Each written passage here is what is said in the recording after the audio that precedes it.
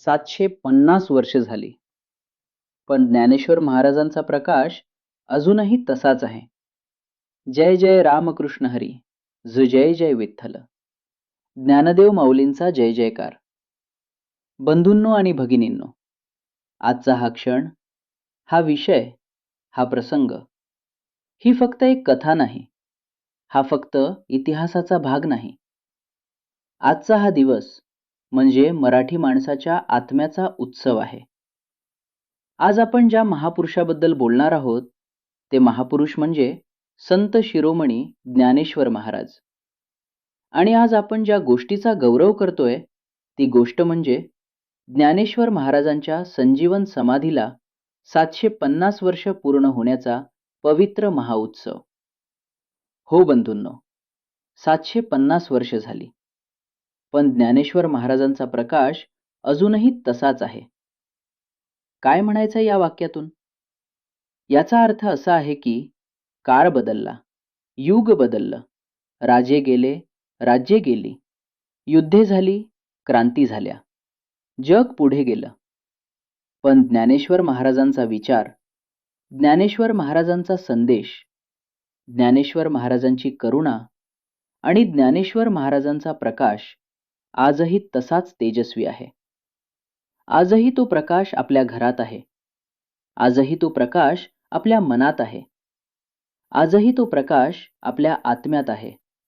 आणि आजही तो प्रकाश आपल्याला सांगतो, स्वतःला ओळख, देव तुझ्यातच आहे. ज्ञानेश्वर महाराजांचा जन्म एक दिव्य कथा.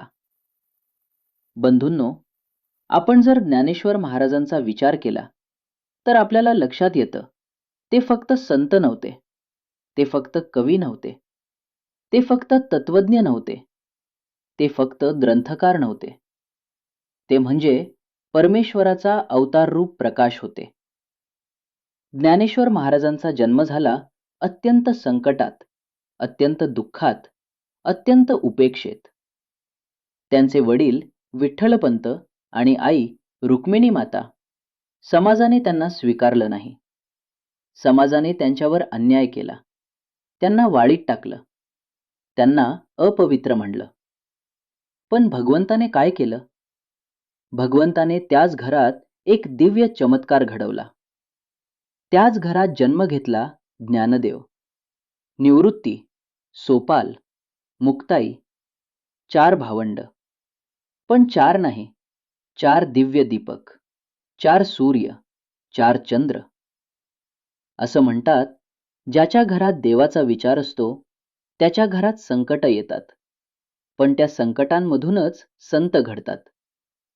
आणि ज्ञानेश्वर महाराजांच्या बाबतीत तर संकटांनी त्यांना घडवलं, दुःखांनी त्यांना तेजस्वी केलं आणि समाजाच्या अपमानाने त्यांना महान बनवलं. बालपणीचं ज्ञान, ज्ञानेश्वर नाव सार्थ ठरलं बंधूंनो. ज्ञानेश्वर महाराजांना ज्ञानेश्वर असं नाव का पडलं? कारण ते ज्ञानाचे ईश्वर होते. लहान वय, अगदी 10 ते 12 वर्ष, आणि त्याच वयात त्यांनी जगाला दाखवलं, ज्ञान म्हणजे पुस्तकात नसतं, ज्ञान म्हणजे आत्म्यात असतं. ज्ञानेश्वर महाराजांनी वेद, उपनिषद, गीता, योग, भक्ती सगळं काही आत्मसात केलं. आणि इतकंच नाही, त्यांनी ज्ञानाचं दान केलं. सामान्य माणसाला, शेतकऱ्याला, कामगाराला, स्त्रीला, वंचिताला, गरीबाला. कारण त्या काळात ज्ञान कोणासाठी होतं? फक्त काही निवडकांसाठी. पण ज्ञानेश्वर महाराज म्हणाले, देव सर्वांचा आहे, मग ज्ञानही सर्वांचं आहे. ज्ञानेश्वरी, मराठी भाषेचा अमरदीप. बंधूंनो, आपण जर मराठी आहोत तर आपली भाषा, आपली ओळख, आपला अभिमान यामागे एक महान ग्रंथ आहे. तो ग्रंथ म्हणजे ज्ञानेश्वरी. ज्ञानेश्वर महाराजांनी भगवद्गीतेवर टीका लिहिली, पण ही साधी टीका नव्हती. ती म्हणजे ज्ञानाचा महासागर, भक्तीचा अमृत प्रवाह, आत्मज्ञानाचा प्रकाश, आणि विशेष म्हणजे ते सर्व लिहिलं मराठीत. बंधूंनो, त्या काळात संस्कृत ही विद्वानांची भाषा होती. मराठी ही सामान्यांची भाषा होती. आणि सामान्यांच्या भाषेत धर्म सांगणं हे पाप मानलं जायचं.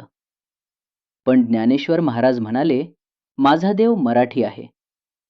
असं म्हणून त्यांनी ज्ञानेश्वरी लिहिली आणि मराठी भाषेला अमरत्व दिलं. आज मराठी भाषा जगभर पोहोचली आहे. आज मराठी साहित्य समृद्ध आहे. आज मराठी संत परंपरा जगभर प्रसिद्ध आहे. हे सर्व कोणामुळे? ज्ञानदेव माऊलींमुळे. जय जय रामकृष्ण हरी, जय जय विठ्ठल. ज्ञानदेव माऊलींचा जय जयकार.